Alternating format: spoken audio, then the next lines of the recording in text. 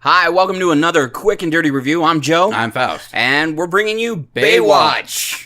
So everybody has to know this first. I saw the movie. I did not. And so just to give you guys a heads up, I went because I knew it was going to make fun of itself. And it totally delivered. I will give you that right away. And I would have gone, but I just didn't have the time and things. He had better things to do. Yeah, essentially.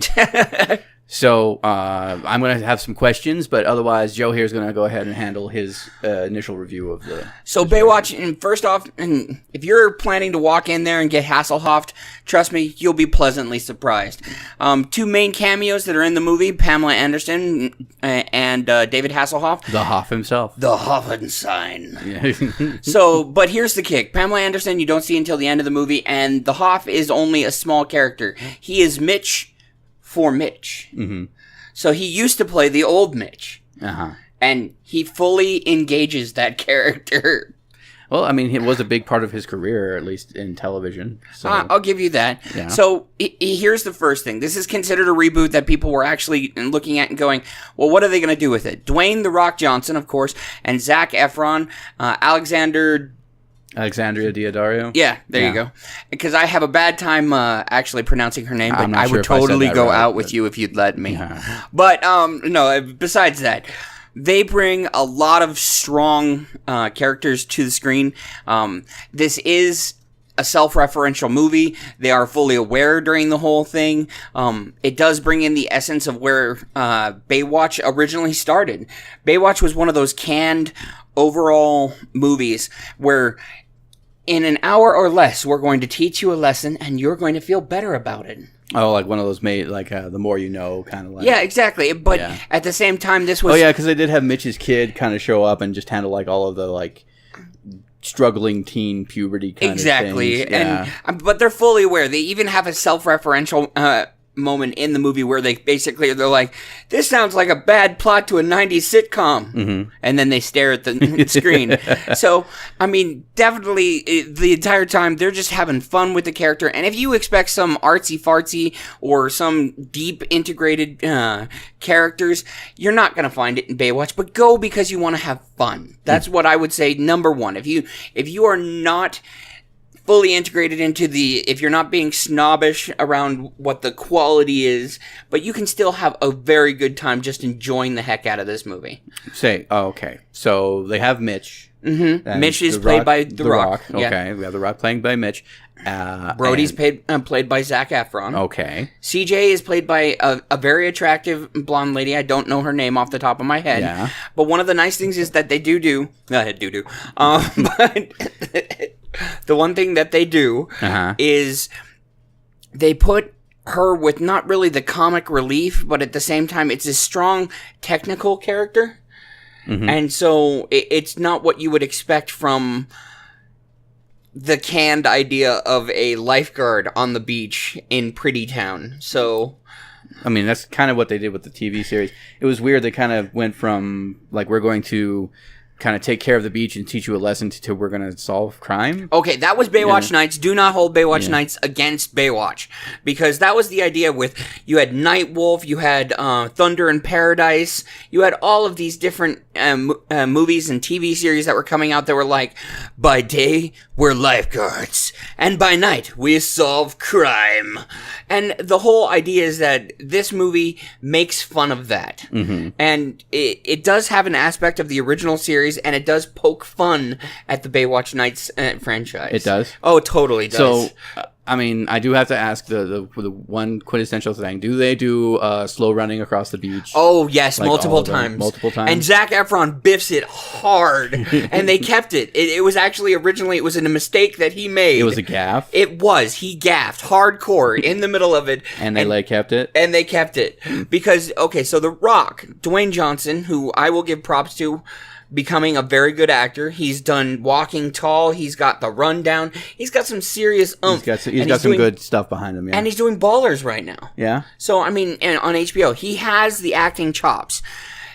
And this movie is just him having fun with it again. Mm-hmm. And so, I think he had the chance to be able to... And he produced it, part of it. So it happened because he wanted it to happen. Exactly. Yeah. So the idea is that, I mean, overall...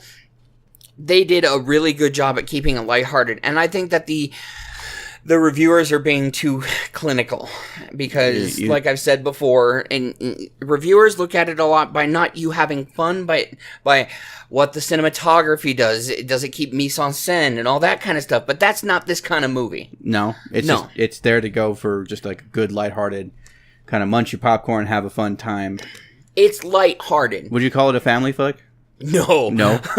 there are major sexual gaffes in the entire thing. So it's more of an exploitative kind of thing. Yeah, and at one point there's massive dick jokes. I'm just gonna say it right now. You start off the movie and within 30 seconds he's just like huge dick. So rated R. Well, yeah, to be safe. So, I mean, it makes sense. If they want to handle that and be self-referential, they kind of have to go with an R rating. I'd feel more reluctant to go see this if it were PG-13 or less. Well, yeah, I mean, the TV series was PG-13 or less, but this really took... It had to be. It was like a dinner time kind of thing. Yeah, it was supposed to be one of those Saturday or Sunday night kind of things that people sat around. These days, the things they show at dinner time on television. Game of Thrones. Oh, man. I mean, that makes Baywatch... That makes this Baywatch look tame. Oh, yes, it does. So, overall, you give it a recommendation? If you want to go see something that's lighthearted, fun, and will make you laugh and likes to poke fun at and things, then yeah, go watch it. If you had never seen a Baywatch before or didn't know what Baywatch was... Oh, you'll be fine. You'll still enjoy the movie. You do not need to know Baywatch. You don't need to sit and understand Baywatch. There's even at one point when they do a self-referential moment where The Rock, Dwayne Johnson, has lost his job as Mitch of the Beach.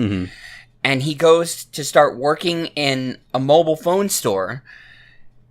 David Hasselhoff appears and tells him, Mitch, this isn't you, Mitch. And he goes, Mitch? And, like, has to reference back to the idea. So it's just like, they do this on purpose. You are not going to see a cinematic masterpiece, but you are going to have fun watching this movie.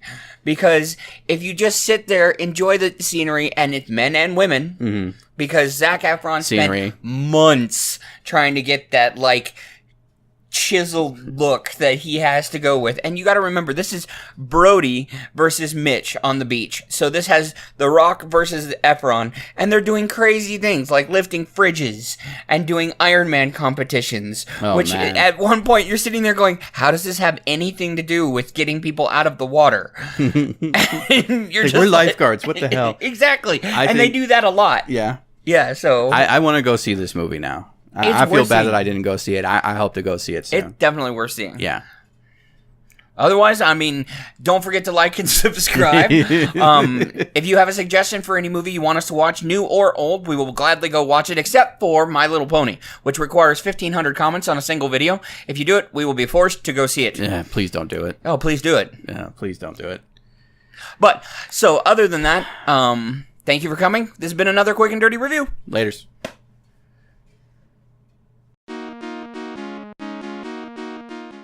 Bad. Yeah, just to give sort of a litmus. Yeah, litmus thing. So, I didn't exactly expect a bad movie. It's just that the Mummy, the Brendan Fraser Mummy, okay, so was what everybody was trying to say. This is a reboot, or this is a reimagining, or whatever of that. I'm like, well, that's not even the original.